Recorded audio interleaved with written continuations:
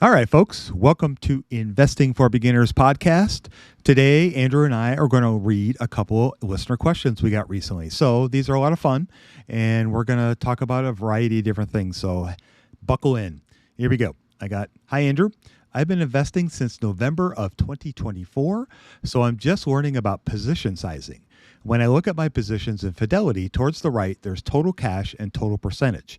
To me, it makes sense to invest more in the position that are doing the best over time. Do I go by the total percentage or total cash? Or am I completely wrong and just DCA or dollar cost average into all positions? Also, should I invest it all in negative positions or still DCA into them? Thanks. So great question. And I guess I'll let you take first volley. Sounds great. Smack it over. I see a common theme in both questions. I got to cheat and look ahead, but we really want to focus. This is going to be the theme of the episode, focusing on the business. This is super awesome. You just started, Justin. I'm happy you're playing the right game. We are happy to have you here. I think you will find it very worthwhile to be saving and investing and building a portfolio like you are. Position sizing is definitely one of those things. Once you have a couple stocks in your portfolio, you realize, oh, okay, maybe this is something I should look into. So looking at total cash and total percentage when you're looking at which stocks have gone higher, that's definitely a good way to look at it when you're checking your brokerage account. What I would say though is, I don't know, maybe you're not a spreadsheets guy. I like spreadsheets. I like having my portfolio on a spreadsheet. Fiscal AI, if you're not a spreadsheets guy, has a really nice dashboard where you can put all your stocks in there. But you really want to look at your portfolio as a pie. And so how big is each part of that pie? Do I have 4 stocks and that's 25, 25, 25, 25? You want to always look at the percentages and try to base your decisions based off of that. And I know the question's kind of more veering towards how much has my stocks made in the market. But when you're thinking of portfolio sizing just in general, and as that's evolving for you over time, I believe it's important to know what your percentages are and have that kind of ingrained and have that help you as you make decisions, because those things can make a big impact. I mean, something at 7.5% is 3 times bigger than something at 2.5%. So those moves in that stock are going to affect your portfolio 3 times more than the smaller position. Those percentages can help a lot if you stay on top of them. And again, fiscal.ai has a great dashboard where it can do that for you automatically. But stay on top of those percentages and use that to help you kind of make your decisions. Yeah.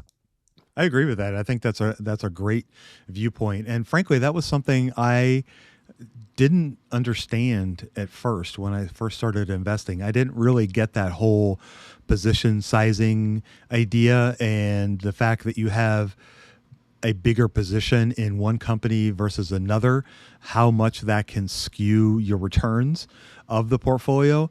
If the company that's a lot smaller is doing a lot better, it has less impact on the portfolio. And kind of to put it in perspective a little bit, maybe not apples to apples by any stretch, ours portfolios to like a Buffett's, right? But that is a big reason why he sits on so much cash. You and I'm talking Andrew and I and all of our listeners, we have roughly 5,000 to 7,000 different equities we can invest in globally. And so there are a myriad of opportunities for us to invest in, and large, small, anything in between.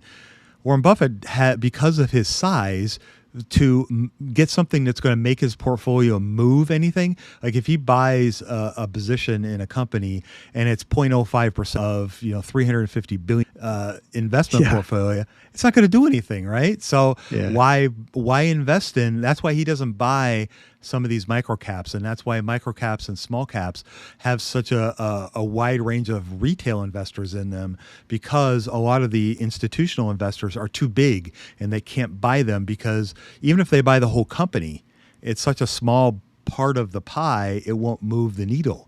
And so Buffett really only has I read somewhere 125 to 150 companies he could invest in that will move the needle. And so when you Wow. get to that, that small of a target, a focus target, it's a lot harder to make decisions. It's a lot harder to find opportunities, and it's a lot harder to make decisions. We don't have that problem, but the same rules. If you have a $10,000 portfolio versus $1,000 portfolio, you make what you choose to either reinvest in or add to the portfolio for the bigger one has a bearing on how well that goes. Like if you buy a $50 of a company and add it to your $10,000 stock portfolio, not going to do much. But if you add $500 or $5,000, then that's obviously going to move the needle a lot more. And so you have to, the dollar amount does matter, but to Andrew's point, the percentages matter far, far more. I've held companies where maybe I have, 75 shares of a company, but because they were $3 a share, it doesn't really add up to a lot in dollar amounts. And percentage wise, it's even smaller. And you buy one share of Berkshire at $500 a share, that moves the needle a lot more. So you definitely have to keep in consider the size of the portfolio. I guess let's touch. Can we touch on the second part of his question? Like what? How do you choose which to look at the Peter Lynch idea of not watering your weeds? Like how do you choose which ones are the ones doing well or the ones not doing well? Yeah. I don't know if he ever said you should water your flowers. He just said Mm-mm. don't water your weeds. Right. I would like to actually volley it back over to you and hear your thoughts on this whole idea. Um, so yeah, this is a question I struggle and have struggled with. I have traditionally been a average in when they're down idea, and that has generally always been my philosophy. Like if I'm investing in, let's say, Texas Instruments, right? Texas Instruments, I think we all agree is a great business. The financials have been meh over the last few years. The stock performance has been meh, but we all hope that on the other side of this meh is going to be some great stuff. And so I have taken opportunities over the years to add to that position. And because I feel like it's undervalued and there's still a lot of room left to run. And I don't know that I'm necessarily wrong in thinking that way, but I've also been coming across a lot of people talking about this idea of averaging up. Our friend Brian Feraldi has talked about this. I've heard Brian Stoffel talk about this. I'm reading a book by David Gardner, and who runs the Motley Fool. He talks about this, and I've seen other people talk about this as well. And there is some math behind if you invest in Texas Instruments when it's doing really well and it continues to do really well, then when you buy it at point A and you look at it at point B, you could still have a good return. And, Charlie Munger kind of alluded to this too, like you don't get in the way of compounding. And I'm paraphrasing here, but I think sometimes we focus so much. I think I sometimes focus so much on the downside and looking for things that are getting air quote beaten up because I still think they're great businesses. And then I try to buy down on them. But I think there could also be something to be said for maybe buying things that are going in the right direction as well. And I haven't done it yet, and I guess I'm still nervous about doing that. But it is certainly something. I guess I have done it with Visa, but with other companies in my portfolio, I've been hesitant to do that. So I think that's something I'm definitely exploring. I guess what are your thoughts on my thoughts? I've certainly done it too. Usually it's when the company has grown in lockstep with the stock price. I'm curious on the averaging up thing because it's something we've kind of always danced around but never dug into. So I think it'd be fun to dig into the weeds. Do you think company life cycle plays a part in whether averaging up works? Like, do you think it would work better for certain businesses and certain life cycles? Yeah, for sure. I think, unquestionably, if you are, I am not of this ilk, and I would say that Andrew is probably not of this ilk either. Like the earlier stage, not self funding type businesses are generally things that we have avoided. Not that they're bad companies, not that they're bad investments. It just doesn't fit our style of investing. We're not comfortable with that. And so I have avoided those kinds of companies where arguably those would definitely be ones that would be great to average up into. I think when companies are still in the optimizing profit stage, like Feraldi has talked about, I think those could be really good targets. You know, Google, Visa, Microsoft, those companies could be really good targets for that.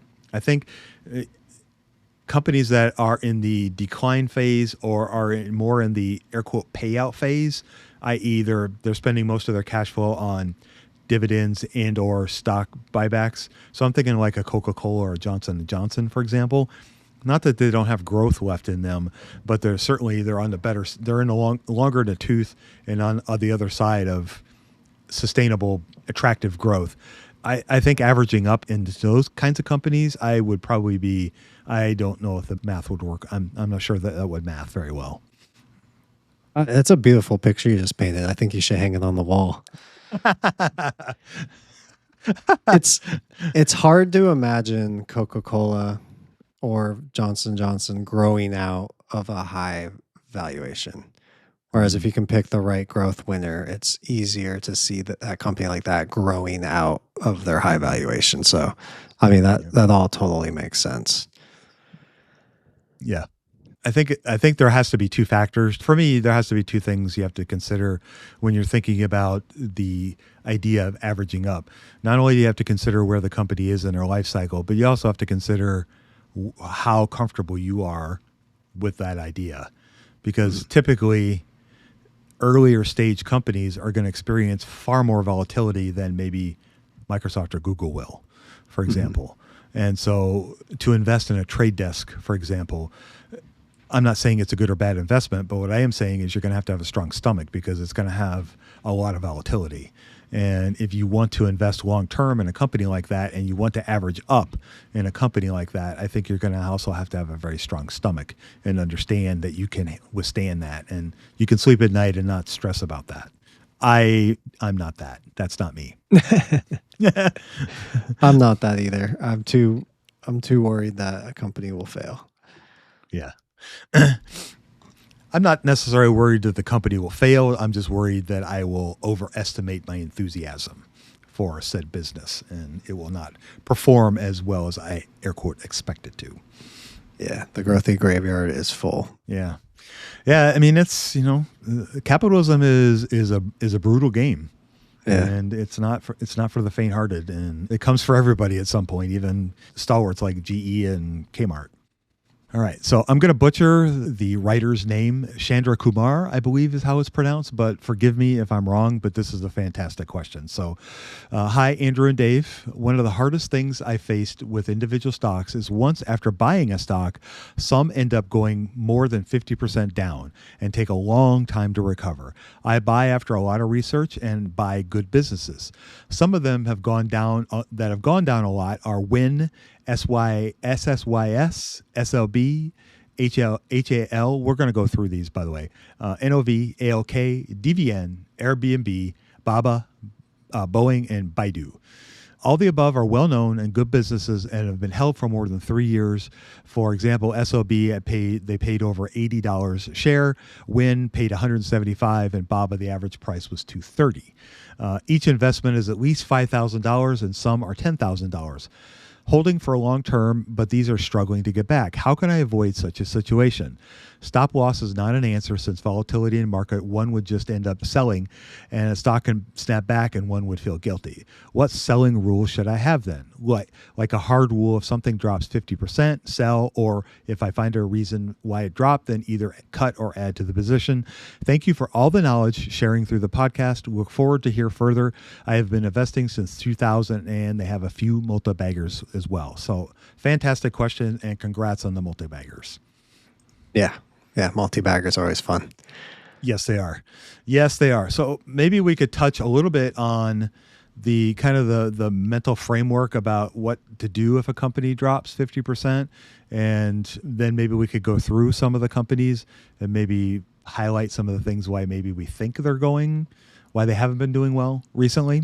And then maybe we could talk about what kind of sell rules we would have for these kinds of situations. Yeah, it is hard and it does test your conviction. And Dave and I talk about it almost on a weekly basis, how you got to stay long term, you got to stick with your stocks. But man, that does not help your emotions when you see a stock down. It's it takes a toll. It can totally take a toll, and it does test again your conviction. And that's why writing it down, like Dave says, over and over and over again, is a really good way to do it, because you can go back and remind yourself why you feel strongly about a stock. And hopefully, when you're doing those write ups, if you will, you are imagining pessimistic futures so that when a pessimistic future does come, you say, hey, I've already thought about this. A good example would be if you are doing competitor analysis and you are checking to see, do I believe this company is stronger than that company, stronger than that company? And is there a long term basis for my opinion? When 3 months down the road, your stock drops 20% and everybody in the news and on CNBC are all saying, hey, this company's losing ground competitively against this company. If you've done that work already, you understand that I have reasons to believe that the advantage they have over their competition is long term rather than short term. And so if you've done that work, you can go back to your write up, you can read and remind yourself why you are confident about it. Again, it doesn't help in debugging a situation like this. I would challenge our listener here. I really love this question. I appreciate the transparency and the honesty, and putting your neck out there to like even write this is very courageous, and I commend you. And you've been doing this a lot longer than I have, so I'm sure a lot of the things that I might say you probably already are aware of. However, some of the stocks on this list, I think there's decent reasons why they would be down 50% or more. And so I'm not trying to say, again, I don't know what your entire portfolio is. I don't know any of that. I'm just basing this off what you've presented to us. But if your entire portfolio is filled with stocks like this, I think a lot of these are a buying problem, not a selling problem. That's just my opinion, but based on kind of the list here, that could be something. And so, yes, we want to have selling rules in place, but if you can get ahead of it and do some preventative maintenance, then maybe we can avoid a lot of these type of situations in the future. Yeah. Yeah, for sure. I think the other thing to remember too is if these are, let's say that the listener's portfolio is 30 companies and these are the only ones that haven't done well in the portfolio, yes, maybe they're all down 50% or close in that range. We also have to remember that I have losers in my portfolio. Yeah, of course. I think Andrew does. I mean, we all do. And we're not going to bat 1,000. We're not going to hit 100. We're not, I think Peter Lynch said, 40 to 50% is a pretty good range. Batting average. Yeah, batting average in stock picking. And so one thing I would, I guess, caution people is when they look at their portfolio, we all look at it. We all judge our winners and losers by the framework of how well they've done and how much work we put into them. And it's natural to love the ones that are doing great and to not be real big fans of the ones that aren't doing great. But sometimes that's just the way the ball bounces when we're doing this. Doesn't mean we can't improve our systems and improve our thought processes and the way that we go about choosing what companies we want to put in our portfolio. But we also have to understand that just because we think it's great, the stock has no idea we're buying it. And it doesn't mean that the stock market is going to have any sort of, oh, well, Dave bought it, it's got to be a winner. Yeah, no, other than Warren Buffett, I don't think it really works that way, because he's such a public figure. When he buys a company, everybody knows it. When I buy a company, nobody knows and nobody cares. But I think the point is that when you're analyzing your portfolio, beyond just looking for why these companies are losers and how can I handle this and what can I move beyond that, also keep in mind that we're not going to have 100% hit rate.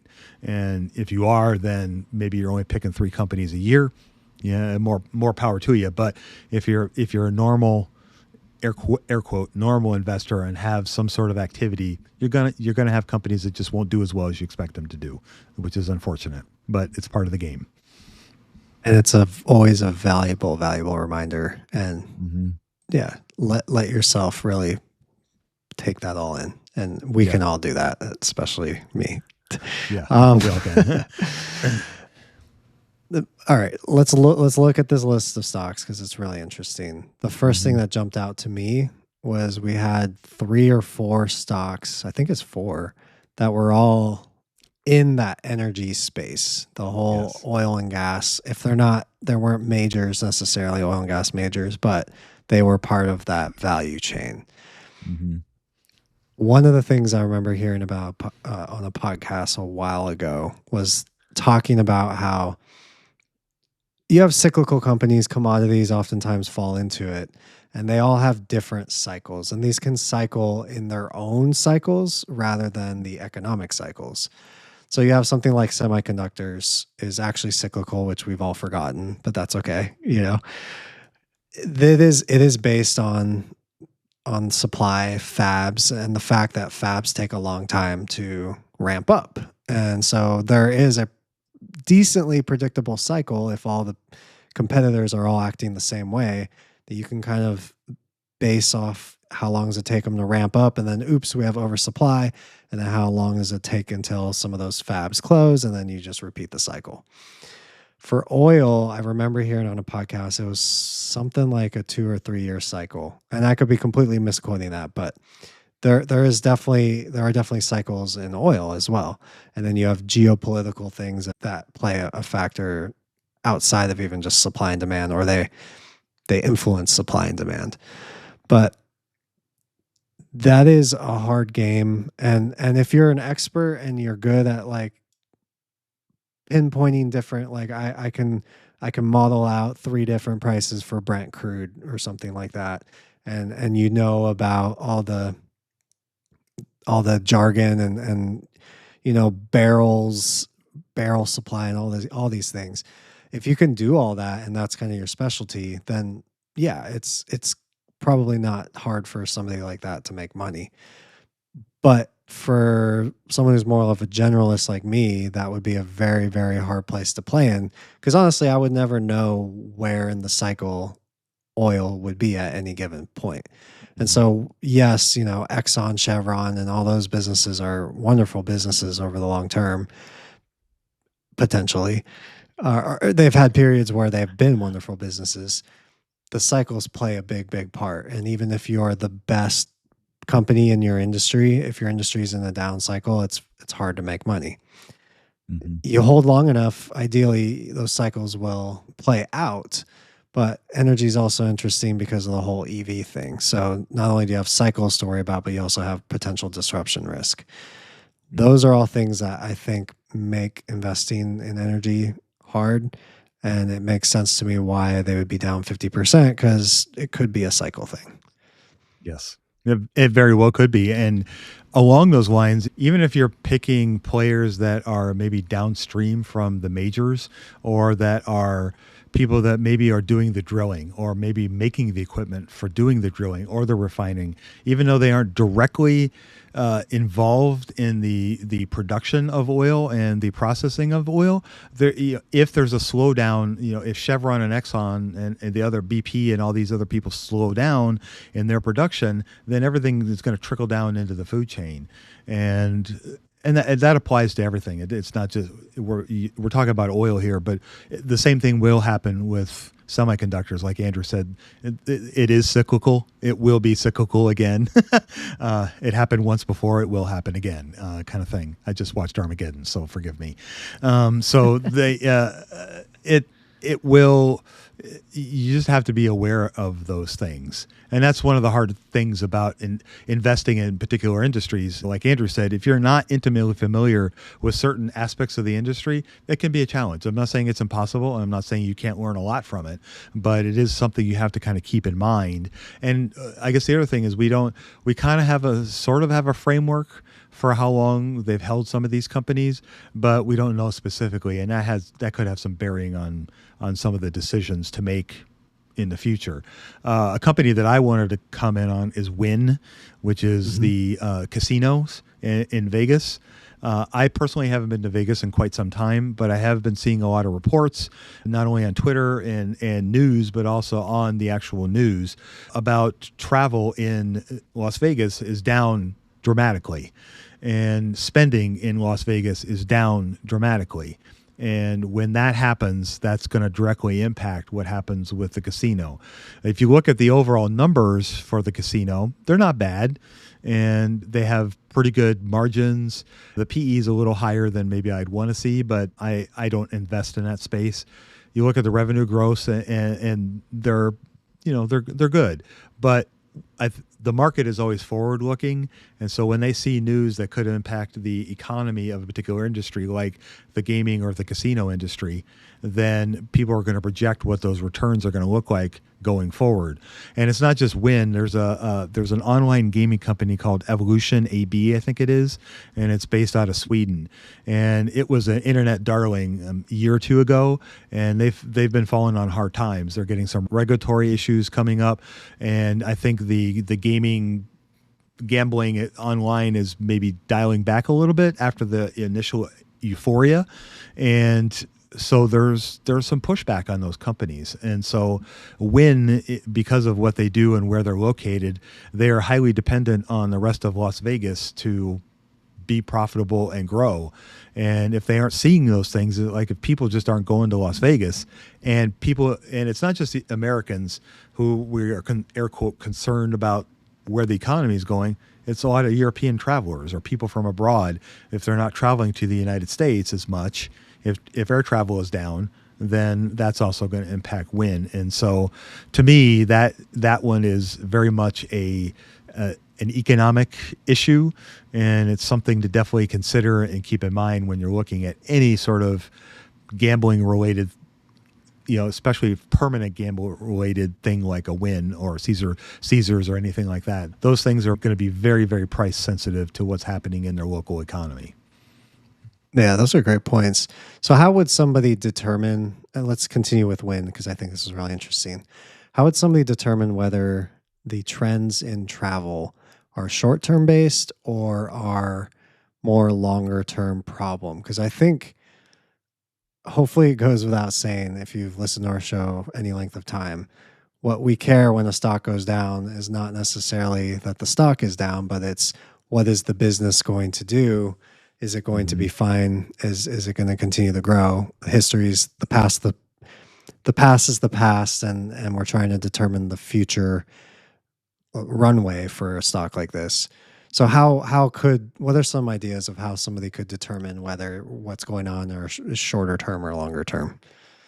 Boy, that's a good question. I think, just kind of thinking off the top of my head, one thing that would kind of come to mind would be to look at how the airlines are doing themselves, to see what the revenues are for the airlines, not just nationally, but internationally, and then looking also at where are people flying from, like see what the travel patterns are. Like, are people coming from Indonesia, for example? Are people coming from Europe? Are people coming from Latin America? And you should be able to get a sense from the airlines how those are playing out and what is kind of playing into the airline industries. And I'm talking about the big boys, the American Airlines, the Deltas, the Northwest, those kinds of people.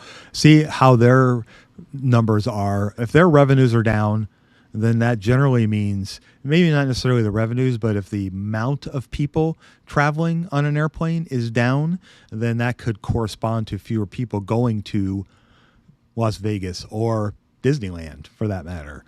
And those will have a direct impact that will filter down into what happens in those places. And so that I would look at the airlines, would look at the revenues, the people that are traveling, and where they're traveling from. Like, are they seeing a downturn in foreign travelers? If you see something like that on Delta, that tells you that it's not just the United States that's being hit. It could be other parts of the world that are being affected, and that is going to filter back into the casinos. I guess that's like the first thing that pops into my head. I'm struggling as I'm talking to think of other ones. Do you have other suggestions? No, not really. I'm very unfamiliar with casinos and gambling as investments, but I think that is, you have planted the nugget that I think is so critical to really our entire conversation, but it applies especially to win, is you will have these reasons why the stock is down 50%. And there will be a lot of people with their narratives and they'll be trying to explain it. And there will be articles saying, well, it's this, or that. But if you can dive into the financials of businesses and see what are the actual financials of businesses, you can fact check the different narratives until you figure out which one is the most likely. And that can help you become a better investor and determine whether, hey, is this something I feel comfortable holding for another 10 years, even if it drops another 50%? Or is this something that maybe I want to just realize that, hey, the industry's changed permanently and maybe I want to get out? That goes through my mind too when I see stocks that are down. Is like, all right, is there something systematic here? I'm sorry, is there something secular here that has changed really the long term direction of this business? Another one that's in here is China. Do we want to Mm-hmm. touch into that whole situation? Yeah. Brett and I talked about this when he and I were talking about some of the China stocks, and I know Andrew and I have talked about this many times. It's really hard to invest in China, and for Americans, it's a challenge for several reasons. Number one, because of the nature of how the stock market works and how we would be able to air quote buy shares, we don't. I can't speak directly to both companies, but I believe Alibaba, you can't actually buy shares. You're buying ADRs, I believe, and which means that you're getting a certificate that gives you the right to have a share, but you don't really own the share of Alibaba, for example. I don't know about Baidu specifically, but I imagine it's probably similar. Because of that, we don't have the same governance slash ownership rules that you would here in the United States or even other parts of the world. And then you factor in the whole political part of it where the Chinese Communist government controls everything that happens, and we as shareholders really have no say. Not that maybe you and I buying 5 shares of let's be honest, you and I buying 5 shares of Alibaba is not going to sway what really happens with the company, but there's still a feeling of control. Like you can sell your shares as a way of showing disapproval, for example, or that you don't believe in management kind of thing, those kinds of things. But when you're dealing with investing in China, because the government has such a strong control over everything that happens, if they decide, which they have, especially in Alibaba's case, when they've decided that Jack Ma is no longer the guy they want running this company and making decisions, that he's gone. And it just creates all this flux, and the stock market doesn't like that. And so if you look at the numbers for Alibaba, they look amazing. They really do. They're everything you'd want to see. But because of where it's located, I think there's a much bigger margin of safety you have to buy a company like that. And for me, it just falls into the too hard pile, and that's why I choose to stay out of companies out of there. Not to say that there aren't great investments. I'm sure there are. And Charlie Munger and Warren have both bought BYD, the EV company from China, and had great success with it. But to me, it's just a too hard pile. And I think that's why investing in those companies, it's a challenge if you're here in the United States. Oh man, yeah, 100% completely agree. I remember you guys did do an international investing episode, so go check that out if you guys kind of want to deep dive on all that. The last one I want to touch on is Airbnb. I know a lot of our friends are very bullish on it, especially recently. And I'm not talking about Airbnb as an investment today. I'm talking about the history of Airbnb. And if you look at the stock price, if you're an investor and you're down 50%, most likely you bought when valuations were a lot higher. So I pulled up Airbnb price to sales over the life of the company on fiscal. And price to sales used to be 23, 18, 17. And Wow. then it came down to normal levels like 6, 7, 8 kind of a thing. Mhm. And so I think it serves a good lesson and reminder that when you buy a high valuation, sometimes it can burn you. And the other thing behind that is like it's really spilled milk at this point. So I wouldn't try to think of it in the way of like, oh, I made a huge mistake, now I have to sell. What it comes down to in my mind is, do you still believe in Airbnb the story? Do you still believe in Airbnb the company?